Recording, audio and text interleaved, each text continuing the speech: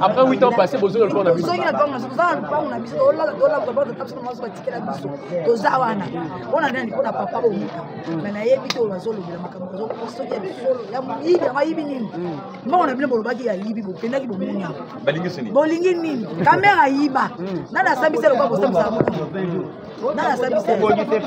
caméra yiba biso mo 100 jours amonana Bon, mon anaté. Bon, mon anaté.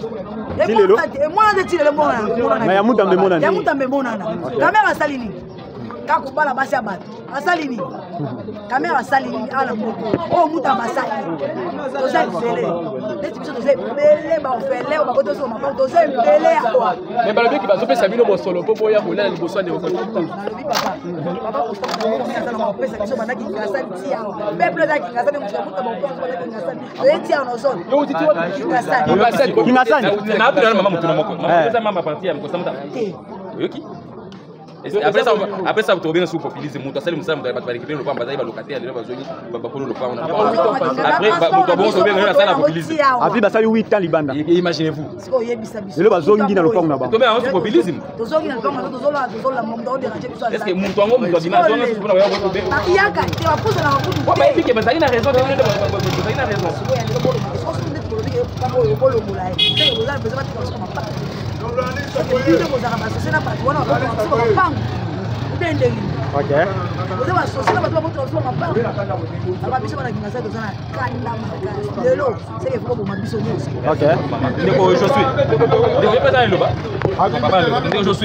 est-ce que on va vendre bien populisme en populisme en haut et ça radio OK la répéter la ligne de Roberto Boloba Jésus Christ a le qui sont on attend ça là oh il va ça va bah ça quoi que ça comment on peut moi je peux pas passer 8 ans passés bah bon là il Liban bazola Liban pendant 8 ans parce que tu as le musique on va pas côté ça parce que il y avait quelqu'un voilà buka etongo boya ya boto mon temps le balbi que na il y avait de reposter mutama la justice le pas pour dire temps passé et commis récupérer auti wapi auti ngasana auti ngasana ba to za wapi to za wapi bande ko la nyema na commis na nganyema vraiment il faut il savoir ko lo ki singinga sana c'est un voyage pas combien doit dépasser pour alors bien so ya ko da bo et le poster mutama oh ça la justice bande ko abi kama ngoni eza bato ekuta tenge bakoto kotanga te o ba iba bosola mpoka o lelo bazaba omlinga o bita ko to solo ba rater c'est comme si on encourager le mal les sociaux je prenais une minute après là quand to solo ba te c'est comme si to solo encourager ma kamsusu parce que to solo ba ngolo ba kokanga biso combien de choses de monde na mboka o ba yiba mbo combien de personnes ba yiba mbo na mboka basali o quand de reconnaître mutama yibi ezo ko déranger et ce qui se fait mal bon moni mo kula lobi ba bibiste ba document lokuta qui m'a comme ça nini qui procès le verdict le comme reporter pour mentir on va avocat de reconnaître mutama ba mo ba so courante normalement que ceux qui les lomo ko la lelo lendi les avocats de Costa Mouta Bangasa au courant ma campagne. Donc, français de Baké, autour des avocats de Costa Mouta Bangasa, ma campagne pour le parce que la proposition, si on ne Costa Mouta Bangasa la fouiller, pour la population, parce que pour ça, la Bangasa qui va dans la Costa Mouta Bangasa, à quelle naissance population. Population, le lot de liste, le lot de liste, à mon bon, de façon pour soutenir de Costa Mouta Bangasa. Nous voulons assurer, rassurer, réassurer. Nous avons des bandes qui le oh besoin moi les réseaux sociaux là de va reporter ça va malokuta parce que ba ngune de reposer mutama ba continuer les réseaux sociaux quand ça va malobati ba comme si les réseaux sociaux pour créer ba document lokuta on a désorienter information en fait la population est pour tenir de reposer mutama so ba kasa ke mokwale to kotika de reposer mutama de biso loté to zo bimaka ya mingi tena ministre na biso de reposer mutama ex ministre to kota mwana malé métier de communication et même des choses va réagir kuna ba de wa que nous mangele roto bati mwana ba avana na c'est le problème, moi, je Ok, merci beaucoup. Quand on a la cour de cassation, Toboyo et Zalaki et Zongaki. La personne qui peut se faire le 1er septembre. Le 1er septembre, ils allaient les lots. Tout le monde qui bien, Banabaki les classes étaient fériées partout. Moutamba, Zali, héros, n'a vu que ça va gêne. Après, Lumumba, les allés, Moutamba. Moutamba, elle a fait sa jeunesse valeur. Moutamba, elle a fait la jeunesse. Quand la jeune, elle a été à l'équipe, elle a fait la Moutamba. Elle a fait sa justice. Oh, toza na loko moto kobanga te c'est le conseil nazo pesa papa na Costa Mutamboza na kati ozo yokanga yeba que même un verset biblique na psaume lobby si l'Éternel est pour moi qui sera contre moi azate ndako moyibi ekoza la mokie boye lobby tolala ndako moyibi na mokie boye eza la mokie boye ndisi sawa ndako moyibi ekoza mokie boye tala révolutionnaire oye révolutionnaire oye révolutionnaire oye révolutionnaire oye. Américains ne comptent pas reculer. Bon comprendre que bah Américains bah ça a blagué. Bon comprendre que les Américains bah lingi kutu blagué na likambo Italie makambo fo ba sana République démocratique du Congo. Ah nana katsoyi Sabino le président américain a lobby clair. Compromis ou pas compromis na niveau à Doha, yango et quoi empêcher Bangote basa la COP na République démocratique du Congo parce que c'est déjà apté pour na Bango les Cambo Italie que ça la COP na République démocratique du Congo. Alors le peuple congolais il faut boire de l'eau au na moment où tozalé li na makamone to kenango il y a beaucoup des ennemis en Mboka. Moi je vous répète qu'il y a beaucoup de ennemis. Bateau yo objectif na bango ezali ya toko ya na kao. Mais ces gens-là ont un objectif toko ya na kao. Ba yebi le plan B ya mokonza mboka te. Awa na ko Sabino aimer la vidéo like partager. Coup de chapeau na la diaspora. Coup de chapeau na ba o surtout basaki musala ya mobilisation.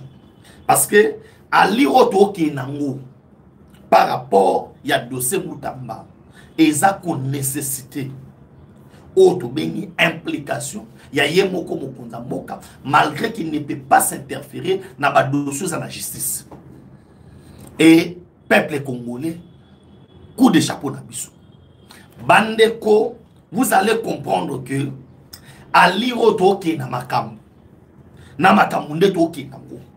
Il y a beaucoup des ennemis, il y a mboka, oyo, et ba,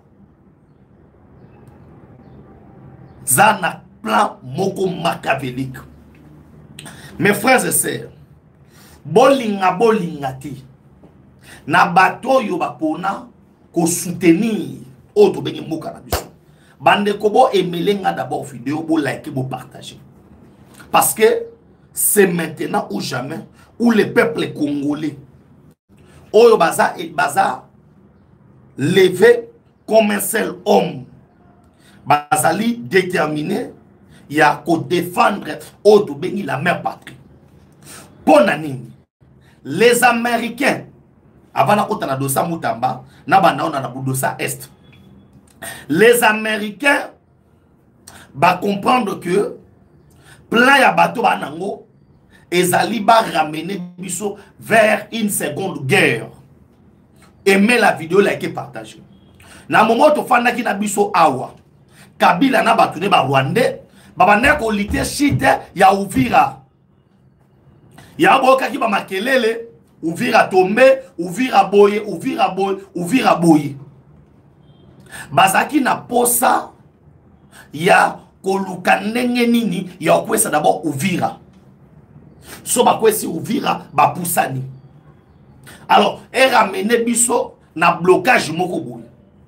Les Américains bangonde batinda ki Qatar afandisa biso poto sur la mambo Italie doa bande ko bochelanga ba jem na bino ebele bochelanga pena ba jem na mona ngo pene ebele. Ce sont les Américains ne batinda biso to fana na doa. Alors bango ba Américains ils ont constaté que na plan oza ya doa ces gens-là comme étant des ennemis à Mboka, ils ne veulent pas pour avancer dans la négociation. Parce que l'objectif na bango, les alliances sont bloquées. Nous ne cesserons de parler. Et nous ne cesserons de le dire. Personne ne peut empêcher Otto Bengi et là Otto aussi Yapé. Et surtout, nous avons Otto Bengi, la nation la plus puissante du monde. Oyo a télémé à l'obino, le peuple congolais a longtemps souffert. Le peuple congolais a moni pas si makasi. Maintenant, on doit soulager le mal du peuple congolais. Et personne ne va empêcher cette paix. Azalaza nani bandeko. Te bokabole langa direct. Boa mouki en ligne. Boche langa ba j'aime na bino nebele. Personne ne peut empêcher. Oh, to bengi élan tozan nango. Il y a stabilité dans mboka na biso. S'il y a des gens, oh, ba okosa ba congolais. S'il y a des gens, oh, ba so mema ba congolais na mamwa lokuta. Moi, sincèrement, je vous dis que Emata Ekita, personne ne peut empêcher l'élan autositosui à Mboka na biso à développer. Parce que le Congo a déjà élan à développer. Alors, personne ne peut empêcher cela. Bango basangani bakei na niveau ya Doha. Arriver là-bas, c'était pour bloquer. Parce que Kabila se voit que Koto possède Fumami, Koto boina. Et tu sais qu'elle ne veut pas obtempérer na plan Oyo, il y a Kabila. Balobi net osa boué, cop na biso komi Ouvira. Biso to attaquer Ouvira, to kota, pour to alimenter sous guerre. Tala, merci beaucoup si. Aimez la vidéo, likez, partagez. N'abisi bino que beaucoup si. Pour ceux qui pensaient que Kabila a pouvoir na mboka oyo a makoki a déstabiliser Congo, je vous dis, ils ont largement échoué dans la mission wana. Leur mission qui consistait à déstabiliser le pouvoir de Kinshasa. Ana esibino makambo ezali ya kokamwa. Les Américains avec le président Donald Trump ba décidé ba lobi que Emata Ekita bango bakoti kate une partie à mboka na biso ekende. Alors, ils ont décidé clairement. Donald Trump a ça clair. Ce qui va quand il y a Doha échoué. Bandeko. Parce que nous n'allons pas accepter de co-gérer ce pays. On dit qu'une partie à RDC, et ça la gérer. En dehors, il y a gouvernement central. Ce gouvernement central, avec son contrôle, il y a une partie à RDC. Et on appelle ça, soi-disant, fédéralisme. Fédéralisme à Bongo. D'une manière ou d'une autre, nous disons oui à la balkanisation qui va amener à la longue na Okata Congo. Bana posa ya Bakata un jour Congo. Alors, si nous on n'est pas attentifs, Toti Meli Bango déjà, on a dit non, N-O-N. Aimez la vidéo, likez, partagez, bande konanga, vous amouquez en ligne. Awa, vous savez, vous comprendre que plan au Mobimba, au Rwanda, pour chercher comment nous déstabiliser, Basuki Mabe, parce que ezalaka ke buena plan au Congolais va comprendre, mais nous connaissons quel est le plan et quels sont les objectifs. Objectif ya batu oyo ezaki ya baboma président de la République. Basi babongisa baboma président. Oui bande konanga. Ils avaient ces plans là cachés autour ya distraction et pas basango. Tolali tolamuki na bino bande konanga basango ba insister. Il doit voir le président de la République. Il faut assoanaye na makambo yo etali est.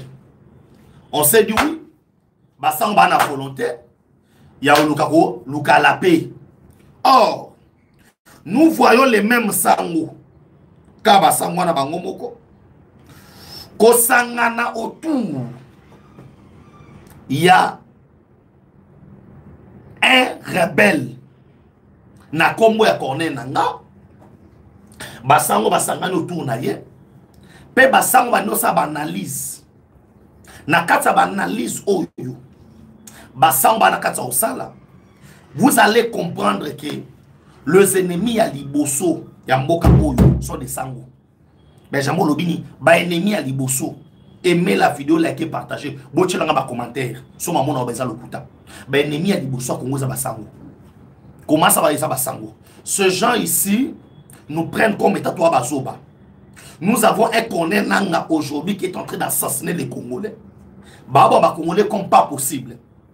Azobenga Mouteni, Monseigneur Mouteni azokende kuna, akende ko pambola un rebelle. Alors, quel est leur plan? Boyo ki ba beta masolo awa so boye bité. Il y a dialogue. Mais dialogue oyo biso to lobela. Na dialogue oyo ba sango ba nango, il faut que toi na deux versions de dialogue. Bon aimer la vidéo, bon liker, bon partager. Cette vidéo faut pas congolais ba mona yango. Bon tchela nga ba commentaire na bino ba j'aime. Bon aimer vidéo, bon s'abonner massivement. Toi atteindre 100 000 abonnés bande ko na ngai, nazo bonde la bino, bo aider BM, bo aider biso yaya. Une manière, on peut s'en cadeau, il y a pour encourager mon salaud tout ça là. Abonnez-vous, likez, partagez, il y a beaucoup de j'aime belé, vous avez en ligne. Alors, qu'est-ce qui se passe? Beaucoup comprendre que na plan Oyo, Bassan Bazaki Nango, c'est nous ramener Kabila autour d'une table avec Tshisekedi. Or, tous nous savons que Kabila c'est un Rwandais qui nécessite une arrestation, qu'on landissa massacre qu'il a à faire. Bandeko natamukie oyo nanga na Kabila ba zo gérer nord na sud Kivu. Basi babomi 15 000 Congolais. Aimez la vidéo, likez, partagez. Basi babomi 15 000 Congolais. Là les gens n'en parlent pas. Les gens sont dans des futilités. Babomi 15 000 Congolais. 15 000, je dis bien 15 000 Congolais. Oyo, otala yo moko so mituna. Bato baso babanta, bato babasoso. Ils ont tué 15 000 Congolais. 15 000 Congolais, n'est-ce pas Sobana? Est wana. Soba bombe la territoire na biswana. Pendant 5 ans, tu as plus ou moins 100 000 Congolais. 250 000 Congolais. Oyo bakoboma. Parce que moi, na ba ya oboma par mois, ils ont 400 et quelques personnes. Bah 700, bah 800. Moi, na ba ya oboma. Et on devait regarder ça comme ça. Le président, Donald Trump, il y a un plan B. Bassango veut nous ramener Kabila, to fan un dialogue. Oyo, biso tolobi jamais. To fan nana été. Bon, aimez la vidéo, bon, likez, bon, partagez. On dit que ces gens ici peuvent être cruels à niveau Oyo. Je vous parle des choses Oyo et à Kosalanga passe. Pemawa. Il y a un monde qui Awa. Toi, on a pas ça pour déstabiliser Mboka. Les gens veulent déstabiliser le pays. Les gens veulent mettre le pays par terre. Toi, tu as la misu. Soit disant, papa, Mboka Oyo, c'est un pays laïque. Ce pays, c'est un pays laïque. C'est un pays catholique. C'est un pays protestant. Le Congo, c'est un pays qui est laïque. Alors, le quoi tu es laïque, tu es libre. Il y a mutuna mutu kondi melanzambe o ya lindi. Nous sommes libre. Il y a quoi adhérer à la religion ou il y a ce pays. Alors, ne nous ramenez pas le roi que non. Soba sango, balobite, soba samba saliboité, ça veut dire Congo est vivre. Là, nous ne sommes pas d'accord. Nous ne serons jamais d'accord. Na batu oyo, bako déstabiliser Congo. Tota la bango na misu. Wana e simbate. Bandeko, nous n'avons que cette terre. Et je suis fier d'être Congolais. Je ne peux jamais accepter les locaux qui sont rwandais, qui sont contrôlés, qui sont misu. Aimez la vidéo de Jonas Simba, on est ensemble. Bokaboule la nga direct, baza mouké en ligne. Regardez, baza belé, bayoka samamboka. Na koti na deuxième dossier. Bande konzo ande biso tanto la misu awa. Ezana batu oyo, bande ko comploter contre la RDC. Et parmi ces gens qui ont comploté contre la RDC, Bamisusu, Bamizinga, Bakota la gouvernement, Babombana, c'est comme si Baza Batumalam. Bandeko, surtout l'andi, Bapropos ya Vital Kamere. Je ne prends que cet exemple-là. Aujourd'hui, les pouvoirs ici, toi, sur le Tshisekedi a le moins de pouvoir. Les gens ne verront pas Kamere. Ah bah, moi, on a Tshisekedi. N'a pas quelque chose à crucial. Kamere ne peut pas prendre ma décision. Toute ma position. Le col là qui il y a ça le col là, a mise à part non. Kamere fait partie il y a mouvance présidentielle ou à Bengi majorité présidentielle. Alors, Nengazali membre, il y a union sacrée. Il ne peut pas prendre ma décision. Oh, ils allaient à la contre la famille politique qui est l'union sacrée. La politique du président de la République par rapport à Mamozo comme Nabiso, c'est de ne pas céder là-bas du loco banguna bazobongisa comme étant plan. Ça, c'est la politique. Il y a président Tshisekedi. Alors, pour comprendre que Malembe, le président Tshisekedi ayebi oyo nyonso ezali comme étant copier les canacés à parce que vous allez comprendre que tous ces gens ils ont voulu avoir les contrôles Yambo Cannabiso et déstabiliser, mettre fin na régime ya Félix Antoine Tshisekedi Tshilombo. Oui, Kabila tia longwe awa na badotangela na pays atangolo. Kabila tango longwe ki awa abimaki d'abord par Zambie ke Zimbabwe. Zimbabwe pour nani? Bon comprendre na niveau Zimbabwe. Kabila zaki na base munene ou a tchake likia et pas ya un certain John Numbi.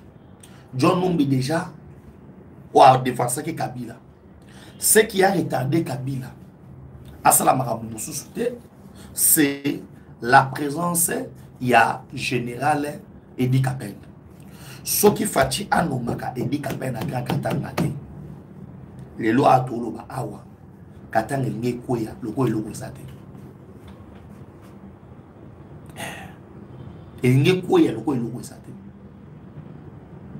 Tomoni bango no so bazaki wana. Baba ke katanga ekoya. Katanga ko tengeza région liboso o ngekoya. Hippolyte azaki wana profita maintenant. Ya ba chinois. Parce que ba chinois boyo kama mbozo leka awa ba contrat minier tout consort.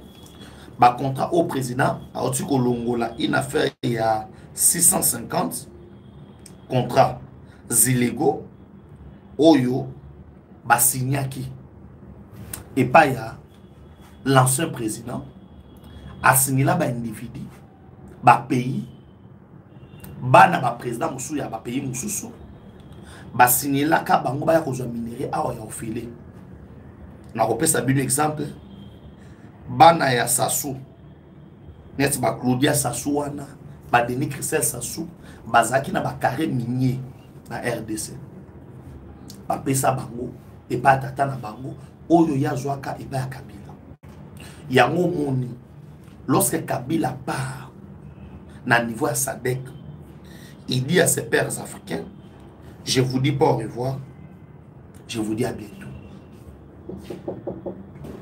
Hippolyte savait que Aozong a le pouvoir.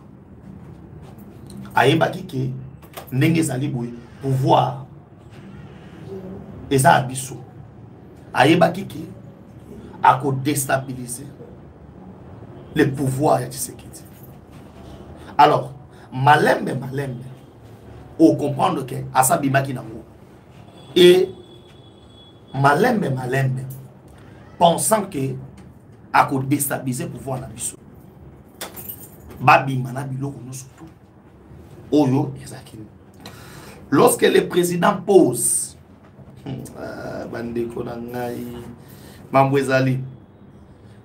lorsque le président pose maintenant, autre bengi, plan, il y a ko landela na secteur minier. Nani azana nini, comment il a obtenu Bakare minier. Aimez la vidéo, likez, partagez. Bon, si Kolanda Awa, certains officiers, il y a fait ADC, ou ba 15 ans de prison, ou ba ngabo président de la République. Mais Bolandi pe makambo général Franck Tombabwa Munda et consort Bolandi landi ango. Qu'est-ce qui se passe bandeko na ngai? Il y a des officiers oyo l'ancien régime appelé ça Kabango Bakare minier. Il leur a donné ces carrés miniers, bango ba exploiter yango, bazora bambo. À contrepartie, dans le moment où Kabila Falaz a besoin de bango, ces gens-là allaient faire quoi? Allaient obéir la voix de Kabila. C'est que ils allaient le roi moi deal. Ils allaient le roi moi dire mais ils deal. Alors on a appelé ça Bakare minier. Bino bozala wana bozana Tshisekedi. Na moment où ngai na lukana sala boy bino boko idenga. Bande kobo emelenga vidéo s'il vous plaît.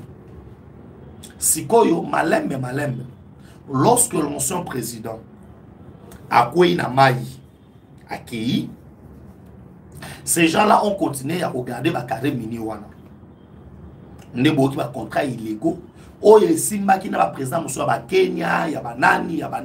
Ils avaient l'air exploitants miniers à wana RDC. RDC comme il voit pays mon matabisi. Oh mon nostro au kota à Salibu. Les gens se disent autres c'est que dans Salinini apport à ce que des années, il faut Zandoki. Ces pays étaient partis.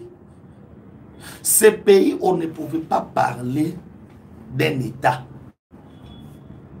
Pour Anini, Mboke se Kenaki. Bateka Mboka. Et pas Barwandais. Barwandais. Bando Sala Oba Lingi na Mboka. Et Barwandais, Bazaki prêt à te fonder dans 10 ans. Les équipes projets na Bango. Bakata Congo. Yango monaki bango na tant facha sur pouvoir l'air projet wane se kokaki. Aimez la vidéo, likez, partagez. Non, c'est la révélation mo boy ao. Bo monaki ba congolais belé. Ba oyeba ba Rwandais na niveau à New York. Ba Rwandais belé ba na niveau à New York, ba comme état ba réfugiés politiques, comme état des Congolais, sont des Rwandais. Yango monaka un certain Azara Soubewa, Azara Kuna. Azara Soubewa tamalongwa a na RDC a kenaka bomo na New York. Basolo la kana ancien président. Basolo la kana administration ya Joe Biden. Bamba biloko basolo la ka balobana ka babino ndenge ezali bo il faut ba déstabiliser la République démocratique du Congo. Alors, bayokana basala ngobo. Chose grave. À notre grande surprise, tant maman luka ba néantir auto bengi force na biso na pouvoir na biso oyo. Et le président Tshisekedi était déjà au courant ya makamunyo surtout. Alors, na koti na dossier oyo ba congolais ba c'est le dossier Constant Mutamba. Comme elanga d'abord je suis Mutamba, tchelangai j'aime na yo pour na mambo itali Constant Mutamba. Mes frères et sœurs, total lo bango ao. Mutamba sera acquitté. Nous avons autre bengi, conviction, détermination. Yakolo Bela, Batutu Baolanda Bisoki. Mutamba sera acquitté. Ce n'est pas pour rien. Dans le dossier où il y a Constant Mutamba, il y a à boire et à manger. Parce que il y a certes des ennemis à Congo qui pensaient contrôler ces pays en déstabilisant bateau yo ba travailler pe mena mokonzi pe bateau yo ba olinga ete mokonzi à stabiliser makam. Mes frères, toi na bilu na mboka où vous allez comprendre que ba ennemi ya mboka basaki ba stratégie na ba. Et na kati ya ba stratégie ba basaki ils pensaient étouffer moto oyo aye pour l'intérêt à peuple congolais. Ce que belé vous comprendre que non parce que na posa ya ba déstabiliser ba sala boyer ba koisa ba rendre par terre pour voir ce qui dit. Mais chose grave Anoé Sabino ba leli ni ba congolais ba lobaka ba leli na monoko mboka Parce que les tombeaux évitent. Je vous dis franchement, très chers Congolais, vous allez rassurer que Constant Moutamba sera bel et bien acquitté Mokolo ya lundi. Alors, le président Tshisekedi a appelé les magistrats à accueillir le magistrat suprême. Parce que le magistrat, il faut ça là, auto bengi, choix. Il y a Rwandais, choix, il y a Ninité, ils doivent appliquer Mibeko Nenge Sengeni. Bisika ou Moutouazan a raison, c'est raison. Bisika ou Moutouazan a tort, c'est tort. Le président a appelé tous ces magistrats comme étant le magistrat suprême. Vous devez trancher ces dossiers. Pas na favoritisme. Vous favorisez ni Moutamba. Vous favorisez ni Kan Oyo. Bah porter bah ni c'est Moutamba. Parce que Koyo a déjà procureur. Au sein de la Moutamba 10 ans, ça a choqué beaucoup de Congolais. Bandeko, tout ça va quand même pas tout. Mouton méritait 10 ans et voilà. Or, Nabama Kamwebele, Bambongo Kenda, Matata Pono a volé l'argent dans beaucoup. Matata Talande va gérer dossier Matata. Matata Pono a yibi mbongo dans Mboka. On a laissé Matata Kokima. On doit se dire des vérités. On a laissé Matata Kokima. On a laissé Matata. Papa, totika Matata Kende. Mbongo oyo Matata a yiba na Mboka oyo. Toko construit baizine. Matata c'est plus de 50, non, plus de 80 quelques millions de dollars. On a laissé Matata fuir. On savait que Matata c'est un voleur. On devait renforcer la sécurité autour de Matata. Les lots oyo boss ba obeta ba solo ya condamnation à Matata et consort. Matata zawapi. Bazo sambisa Matata bakate la etungu. On n'a pas pris les précautions. Il y a gardé Mouto ba condamné. Matata est sorti dans ce pays le roi qui et le Kouizate. Et le Kouizate. Alors laissez Moutamba tranquille. Toi moni Matata ponyo awa. Mbongo ya Bukanga Lonzo. Est-ce que Matata ponyo mérité ndenge bakenda ki nelo kwa bazobondela iwana? Papa, ngana koma na Bukanga Lonzo. J'ai vu des tracteurs yasika. Balongole yango ba moteur, ba tchana ba bateau. Airbord. Beko sila ba mbongo. J'ai vu des engrais chimiques. Bokoma na parc agro-industriel na Bukanga Lonzo awa na Bandundu. Bokolela. Bokolela. Ma tête a mérité pendaison. Ma tête a mérité bazui singa ba tche ba dembi ki mabomiye. Quelqu'un qui vous a volé des millions. Oh, à quoi ton abilo na compte ya bana na ye.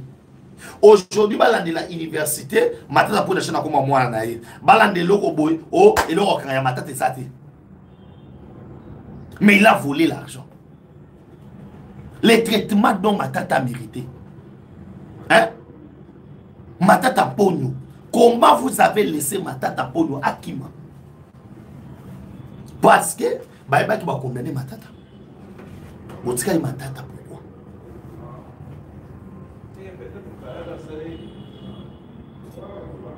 Batika Matata pour Annie. Alors, c'est comme ça que le président appelé ma magistrat pour nous savoir que bon rendre ma camo c'est l'homme beko ndenge sengeli. Aimez la vidéo, likez, partagez. On a vu un Matata Pogno Kokima. Papa, ezana batu oyo ba yiba ba mbongo mboka oyo ba fanda baza à l'aise. Ba fanda bazali à l'aise, moto ko ekeke bango azate. Baza à l'aise. Naza pour longtemps ba kongo nous mais ba tous à l'aise. Ba mieux bonga. Combien de nzela auto? Obiso ba kana ba dosa ba nzela to ba na olanda nzela oyo mbongo bimaka nana salaka boy ba nzela kaka. Na kena na Congo mo matin na ville à Kinshasa awa. Batu be ba osa makala. J'ai dit batu be ba osa makala. To ki kana dosa ba nzela. banzela na ville ya Kinshasa. Mais oyo sambisa moto donc l'argent est là. Il y a des punitions. O ba kopesa. Na mwana wazo akimbongo ayibi atie na poche akirolia silisi. Na mwana oyo bakangi na mbongo na poche par exemple. On a vu ça. On a vu dans plusieurs dossiers.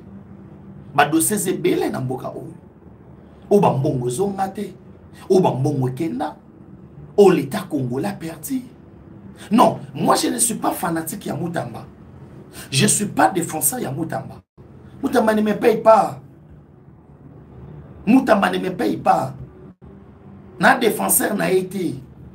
Mais je tiens, il y a quoi éclaircir la vérité. S'il y a des gens au balima je suis Mutamba, na commentaire, beau liker, beau partager. On doit se le dire comme étant des Congolais.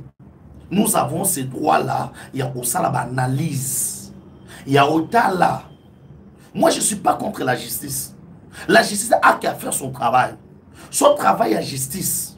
Nabo solo et Monique va condamner. Son travail à justice, c'est Monique va acquitter. Mais on a l'ingine kutala makam. Mais qu'on se réfère à peine à Batumususu. Qu'on se réfère à Batumususu.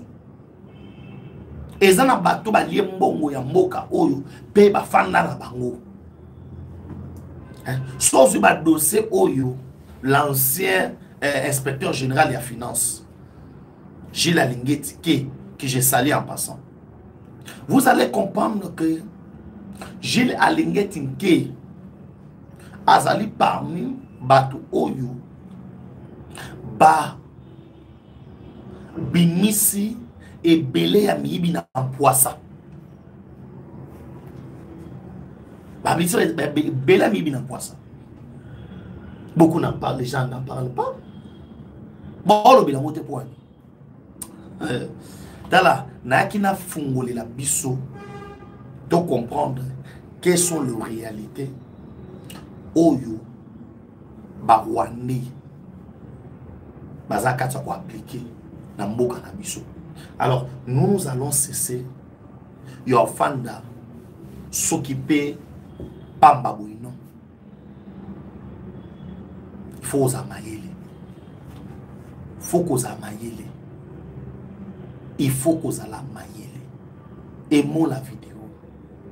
Likez, partagez. Il faut aux amayele. On ne peut pas laisser notre pays comme ça. Namo na ba soutien na biso. Pour Mutamba. Bandeko, peuple congolais, to fungola miso. To fungola miso. Badongolo miso embasani. Ils veulent maintenant prendre Mutamba ba opposer na Fachi. Les peuples congolais aiment Fachi. Vision oyo Mutamba zo ko défendre, et la vision à Fachi. Le président de la République, c'est lui le premier qui avait dit que la justice est malade. C'est le président de la République. Ce n'était pas Mutamba. Alors Mutamba, c'est un simple exécutant. Il y a vision au Mokonza, Morazagina. Il y a un moment qui lobby, les jeunes ont chanté. Fachi Ligoso, Mutamba Nassima. Alors, les gens qui pensent que non, Mutamba était au Fachi, et il y a non. Nous avons un principe, il y a séparation à pouvoir. Si le président appelé le magistrat, ils allaient pour nous savoir que le président avait parlé avec Mutamba. La dernière conseil de ministre, le président avait parlé avec Mutamba. Mutamba a bien dit que mon conducteur n'a pas affronté justice. Babilo Kozali au nom en 2028 mais en 2028 nous avons constitué le Bénin. En 2028 on va organiser les élections. Alors Mutamba Congolais, le roi congolais, il a postulé. Il peut postuler. Soit Monique a postulé. Il peut le faire. Alors, il peut le faire. Il a les droits. Il y a Rosala, oh il y a Moni, on a Rosala. Parce que c'est les pouvoirs. Oyo Ezalia Yé, État qui est garant de la nation, et puis garant du bon fonctionnement des institutions. Alors, nous, qu'est-ce que nous avons dit? On a dit que nous avons dit que nous avons dit que nous avons dit